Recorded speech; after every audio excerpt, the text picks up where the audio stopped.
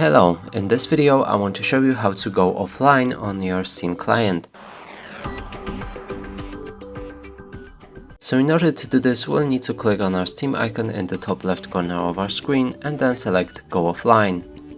Now enter offline mode, and that way you'll be in offline mode.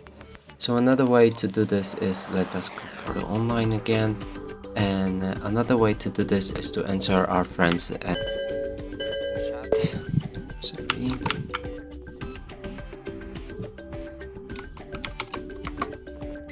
Friends and chat right here. Now click on this arrow next to our nickname and then select offline. And that's it for this video. Hope you like it. Please consider subscribing to our channel, leave a like and a comment below.